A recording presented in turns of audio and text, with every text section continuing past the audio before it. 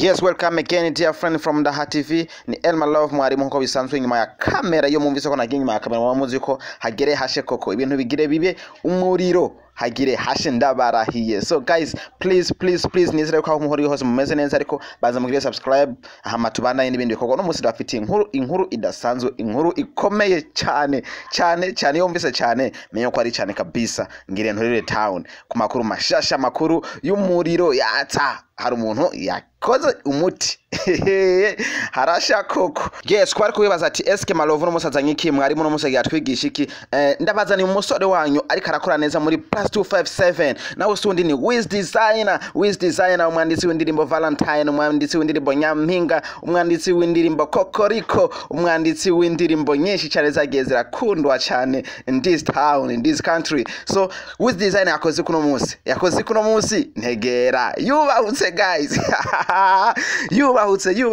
yubahutse ki baby chiza umubaby akeye cyane, umubaby ariko arakora neza nongere muri +257 abona ko kumenga ari mu rukundo n'ubu muntu ari mu rukundo rumwe rudasanzwe rwamwakiye kabisa. Ariko inkuru yindi nibatsa eske Wiz Designer umukobwa yagiye gushira kuri Instagram yiwe mu gihe tuze ko afise uwundi mukobwa bakundanye bimeze gute kuri yonde bakundanye urusaku naruzanye gra idonido ni mu mwanya reka ndabwire neza ingene inkuru imeze neza rero.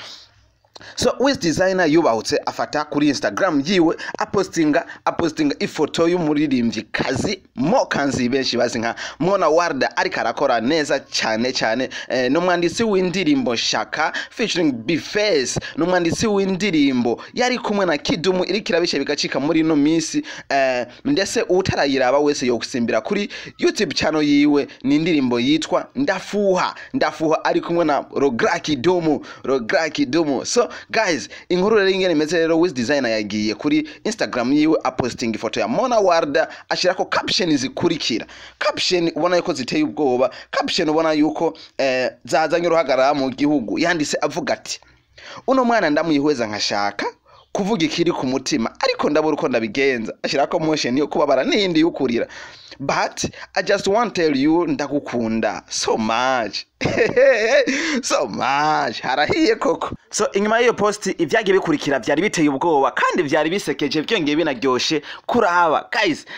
Guys nyumviriza neza. Mokanzi ntiyikawushije post ya Wiz Designer, yaje aramwishura muri comment aho yavuze ati ivyo nivyo kutari bwambwire, ashira kutu otokora two kwifuka mu maso hamararangiza ati nturara utarivuze WhatsApp yanje urayizi. Wumvise neza ndabisubire muti ivyo nivyo kutari bwambwire nturara utarivuze WhatsApp yanje urayizi.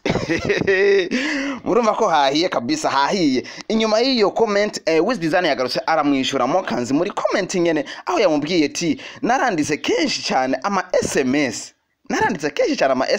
bibona ko yuko Wiz Designer amaze kumandikira cyane Mokanzi ariko Mokanzi akamugarako, sinzi ko atamwishura, sinzi ko atasoma, sinzi kiro na kimwe.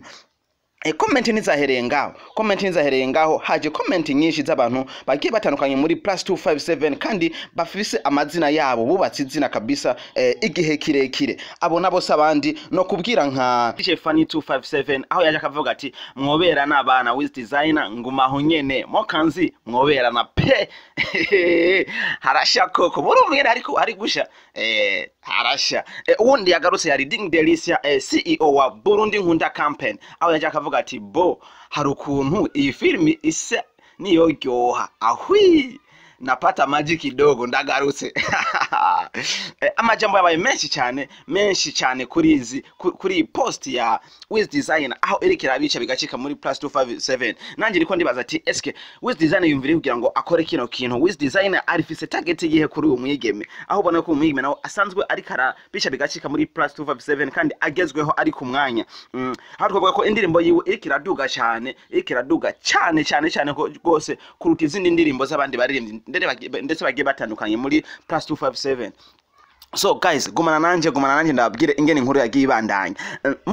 Mokanzi inkuru ntihayihereje hano yaciye afata post ya Wiz Designer ayishira kuri status yiwe abandanya avuga ati kuki utanyandikira kuri WhatsApp yanje urayizi nyandikira.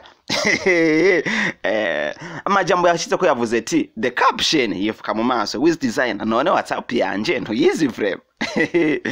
Urumva ko agiye gusha ntuyizi frame. Abantu bagiye batandukanye nabo bagiye barafata iyi post nyene bayishira kuri status zabo bavuga ko amajambo menshi agiye atandukanye, aho none abibutsa yuko Mokanzi mu misi eheze yakiriye agakiza arabatizwa mu mazi menshi, aho twashiye twimva teske umuzika arawuhevye canke bimeze gute, agiye gukizwa, agiye kurimba gospel.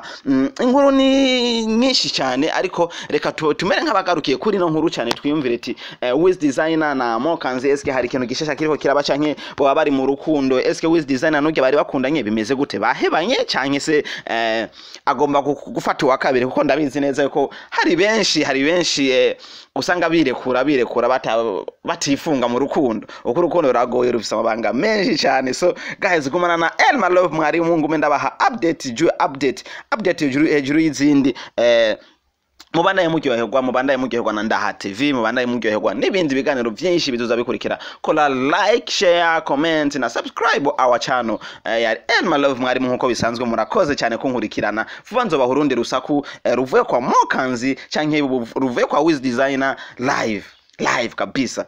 Murakoze cyane.